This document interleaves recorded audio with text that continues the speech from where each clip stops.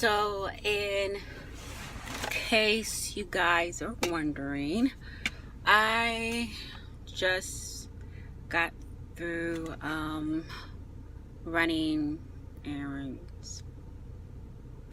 They're not fun. However, like I said in a previous video I placed up, I guess, that I am currently researching the high carb, low fat diet as a way to get myself back to my 21-year-old body.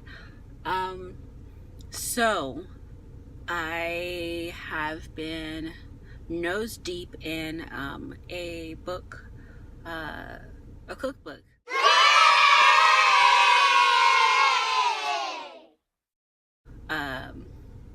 Created by I think the wife and mother, the wife and sister or daughter of the guy that wrote the China study. So that book is really interesting and it's very informative. I can't wait to shoot the review for that and try some of the delicious recipes from that book. And so that's going to be a new thing that I do, is that I'm going to try to educate myself as much as possible about reaches APAC. So there's a lot of oil free, like no oil, like no nuts. And so I think that this might be a good thing for me, because the previous times that I have gone vegan for 6 months straight. My first time was just 3 months straight. I think where I was messing up was I was trying to veganify a standard American diet, a SAD diet, instead of approaching it from a whole food, plant-based, healing my body type of perspective. And you know, I was just under the delusion, oh, if you eat vegan, you're gonna lose weight. That's not true. I think I might put on 5 pounds towards the end of my veganness, and that's why I went into keto, which I didn't lose any weight at all, and I felt like shit. So, but I will say that I you know, reading this book and watching documentaries on YouTube about listening to other YouTubers, and also going to the library and just searching around. I regret that I'm not in college anymore, so I don't have access to things like JSTOR, so I can actually look up the studies that they're referencing.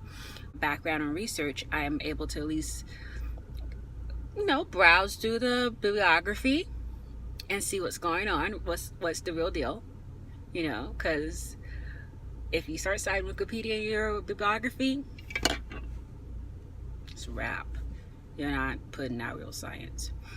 I'm coming from I want to be as educated as possible about this process. I want the process to also be yummy and sustainable, because I do find myself gagging when I fix my family food sometimes. And I call myself gagging, just putting it into his plate.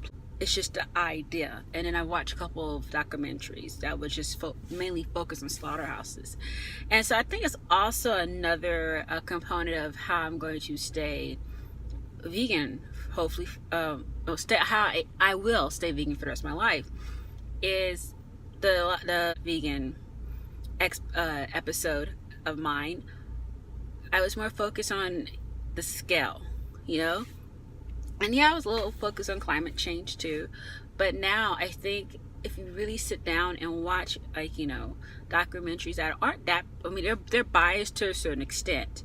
You know, you go in there, it's just a rhetorical piece of something, right? If I go in this mind frame, or this standpoint, that there is an inherent bias on whatever the we call is trying to present. And I'm trying to be as unbiased myself, hear out, see the cause, and play devil's advocate to some of the stuff that he does, that they might mention in a documentary. Then I think good information if it's a decent documentary. And to sit there and say that nothing, you can't trust information unless it's completely unbiased. Well, it's an inherent bias in humans themselves. So the moment that we get our little grubby hands on something, the human feelings completely, nor can you separate someone's socioeconomic standing and their class, and how much education that they've had. All these factors that make you you. You can't completely separate it in the name of unobjective journalism. And you shouldn't expect that from these documentaries. What you should expect is, does the information stand up to scrutiny when you go and you do your due diligence and investigate a little bit more? And so that's where I'm at right now. And I'm starting with the heavy hitters, and I'm starting with the doctor who has his livelihood on stake. He is a heart doctor, so it behooves him to have people who have these illnesses, in which people, other than him, and behooves the people because they have nothing to lose and everything to gain, and the doctor has nothing to lose and everything to gain. Because if he's wrong, well, they weren't expected to live that long anyway. If he's right, then this changes the whole discussion on food, nice little tidbits in the book that I'm going to review for you guys probably towards the end of this week, the cookbook. I would just keep on blabbing, but I'm running errands, picking up flowers from Mother's Day, from my mommy, from my granny, and what else am I doing? I go to Walmart, yeah, no, evil Walmart. Oh, dude, 72 cents for cannellini beans. So some of the cool things about the book that I'm researching, I'm trying out the recipes in it as well.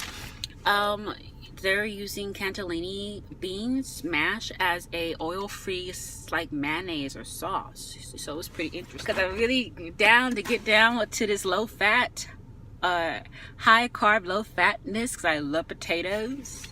Parchment paper. This is morphing into a mini haul. Okay, so I will definitely do a video on me doing video prep. Yeah, whatever. Until then, stay groovy.